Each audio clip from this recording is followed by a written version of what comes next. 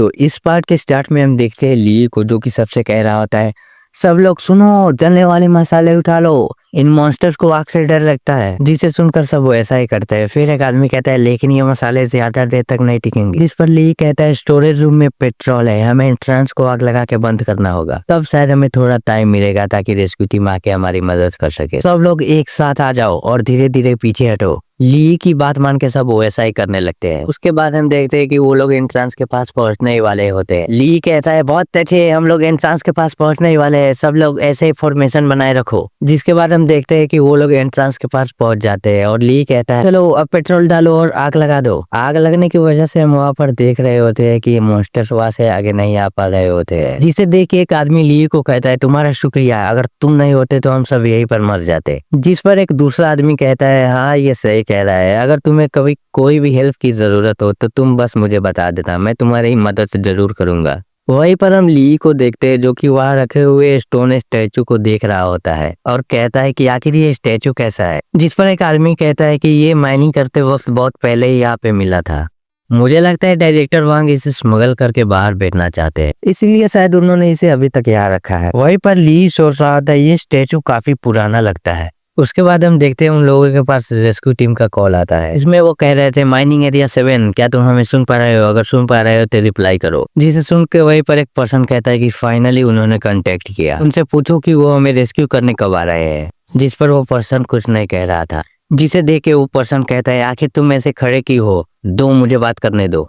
हाँ हम mining area 7 से बोल रहे हैं, हम पे मॉन्स्टर्स ने अटैक कर दिया है, हमें इमीडिएटली रेस्क्यू की जरूरत है। जिस पर वो कहता है ठीक है तुम लोग चिंता मत करो, रेस्क्यू टीम वहाँ पर 2 घंटे में पहुंच जाएगी, तब तक तुम सब अपना ध्यान रखना। जिसे सुन के वो सब शौक हो जाते हैं और कहते हैं क्या 2 घंटे, क्या आप थोड़ा जल्दी नहीं आ सकते? हेलो हेलो, लेकिन कॉल कट हो जाता है। उसके बाद वो पर्सन गुस्सा होते हुए कहता है कि अब हम क्या करेंगे, मेरे प्रोटेक्टिव सूट के बैटरी आधे घंटे या 1 घंटे में खत्म हो जाएंगे। जिस पर एक दूसरा आदमी कहता है कि हाँ मेरा भी ऐसा ही है, मैं मरना नहीं चाहता, मेरी बीवी बच्चे घर पे मेरे राह देख रहे होंगे। फिर एक दूसरा पर्सन कहता है आखिर हम सब यहाँ क्या कर रहे हैं, यहाँ पर रुक के मौत का इंतजार करने से अच्छा तो यह है कि हम यहाँ से भाग जाए।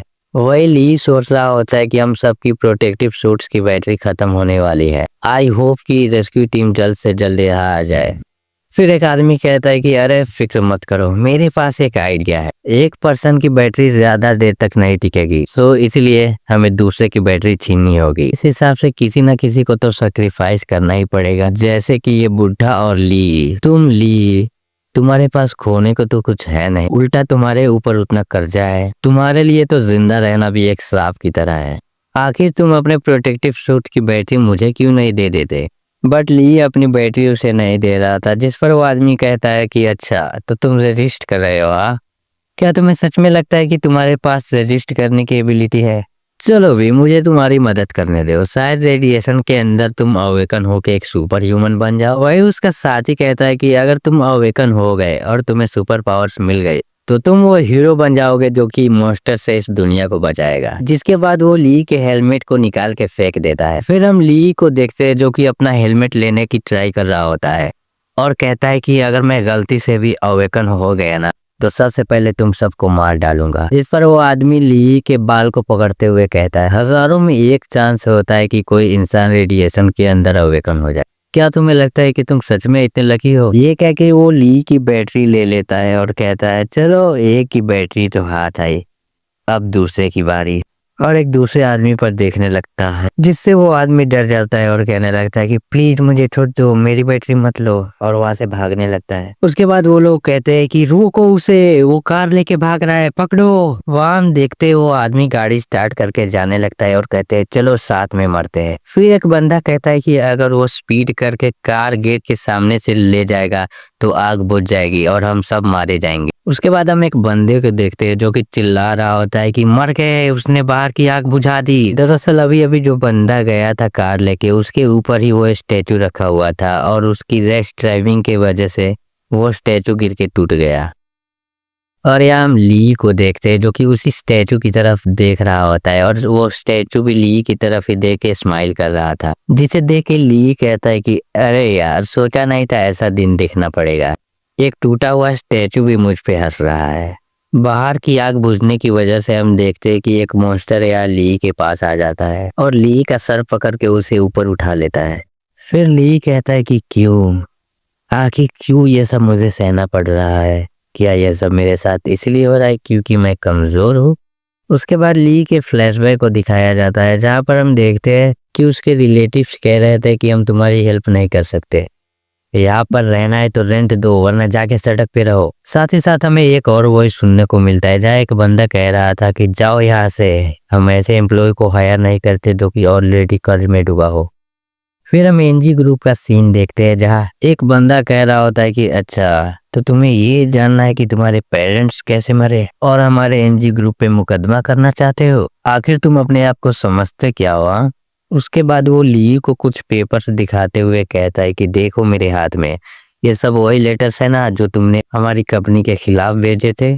अब जब तुम्हें कंपनसेशन नहीं चाहिए, तुम बस सच जानना चाहते हो ना, तो ठीक है फिर मैं तुम्हें सच बताता हूँ।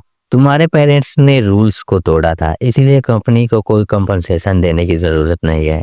उल्टा तुम्हारे पेरेंट्स की वजह से जो लॉस कंपनी को हुआ है वो तुम्हें चुकाना होगा। ये कह के वो वहां से चला जाता है और उसके दो गार्ड्स यहीं पर होते हैं जो कि ली से कहते हैं कि क्या क्या तुम अभी भी सेटिस्फाइड नहीं हुए? मैंने तुमसे कहा था कि 10,000 रुपए ले लो और इस मामले को यही रफा दफा कर दो, बट तुम नहीं माने और हमारी कंपनी को ऐसे ही उकसाते रहे। अब देखो क्या हो गया, तुम्हारे पेरेंट्स के वजह से जितने लॉस कंपनी को हुए हैं वो सब तुम्हें देना पड़ेगा। तुम्हें कंपनी को हर महीने 30,000 इंटरेस्ट देना पड़ेगा। तुम्हारे पास लोन चुकाने के लिए 3 साल है।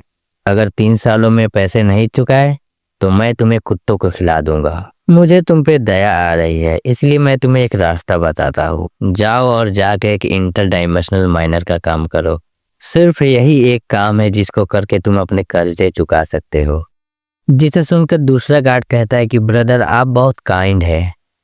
फिर सीन यहाँ प्रेजेंट में आता है और हम देखते हैं कि ली मॉन्स्टर से कह रहा होता है, आज अगर मैं मर भी जाऊंगा तो तुम्हें साथ लेके मरूंगा। तो क्या हुआ अगर मैं कमजोर हूँ, मैं इतनी आसानी से तो नहीं मरने वाला।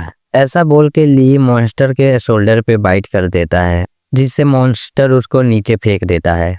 यहाँ हम देखते हैं कि ली की हालत बहुत खराब हो चुकी थी, उसके मुंह से खून निकल रहा था। ली कहता है अरे यार इस मॉन्स्टर की स्मेल कितनी गंदी है, सच में बहुत डिस्गस्टिंग है। जिसके बाद हम वहाँ एक सोल को देखते हैं जो कि कह रहा होता है, मैंने सोचा था कि तुम्हें थोड़ा पोटेंशियल होगा लेकिन शायद मैं गलत था। जिस पर ली कहता है एटलीस्ट मैंने उसे बाइट किया, तुमने क्या किया? तुम तो उस मॉन्स्टर के हाथों कुचले गए। दरअसल ये सोल उसी स्टैचू की थी। जिसे सुन के वो सोल कहता है कि तुम्हारी जुबान बहुत चलती है लेकिन ये किसी काम की नहीं है। अगर अभी तुम्हें कोई बचा सकता है तो मैं हूँ, तुम सिर्फ मुझे अपनी बॉडी का कंट्रोल दे दो। उसके बाद इतना ही सुन के ली कहता है कि भाड़ में जाओ, मैं मरना पसंद करूंगा लेकिन किसी की हाथ की कठपुतली नहीं बनूंगा। जिसे सुन के वो सोल हंसने लगता है और कहता है हा हा हा हा इंटरेस्टिंग। उसके बाद वो ली के बॉडी में चला जाता है और कहता है कि तुम्हारे पास इतनी क्वालिफिकेशन नहीं है कि तुम मुझे ना बोल सको। जिसके बाद हम देखते हैं कि एक सिस्टम एक्टिवेट हो जाता है और यहीं पर ये पार्ट एंड होता है।